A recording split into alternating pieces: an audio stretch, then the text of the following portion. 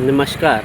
आज आपण मांडवगण फराटा येथे आहोत आणि या ठिकाणी पाहत आहोत की मांडवगण फराटा ग्रामपंचायतचे हद्दीमध्ये कार्यक्षेत्रामध्ये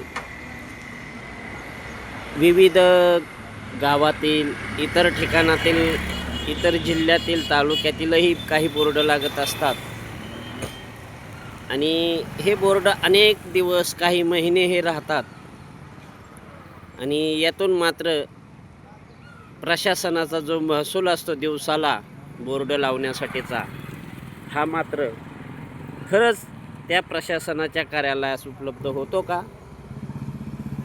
तर संबंधित कार्यालयाकडे अद्याप एकाही अशा जे रोडच्या कडेला व गावामध्ये सार्वजनिक ठिकाणी जे बॅनर लावून सार्वजनिक वातावरण बिघडवण्यात येते थोडक्यात, आणि अशा बॅनरबाबत मात्र कोणतेही ₹1 हे उत्पन्न हे संबंधित प्रशासनाच्या कार्यालयाला मिळत नाही व मिळत असल्याचे कुठेही निदर्शनास येत नाही. मांडवगण फराटा या गावामध्ये सध्या अशा अनेक इतर जिल्ह्यातील, इतर तालुक्यातील, इतर आसपासच्या गावातीलही बॅनर या गावामध्ये खूप प्रमाणात लावण्यात येत असतात आणि यातून मात्र महसूल हा मिळणे आवश्यक असताना सर्वोच्च न्यायालयाचा सन्मान की अवमान हा विषय उपलब्ध होतो आणि असे अनेक बॅनर बोर्ड हे सध्या सार्वजनिक ठिकाणी मांडवगण फराटा हे बॅनरमय झाल्याचे निदर्शनास येते.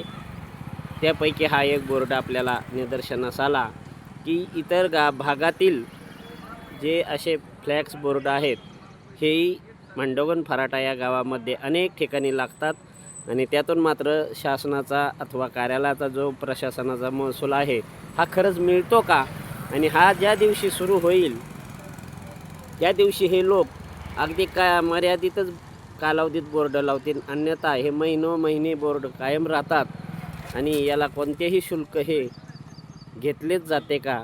हा एक सर्वसामान्यांना पडलेला प्रश्न आहे आणि यातून इतके उत्पन्न मिळत असताना संबंधित प्रशासन हाताचे घडी तोंडावर बोट असे का? हा प्रश्न सर्वसामान्यांना पडला आहे.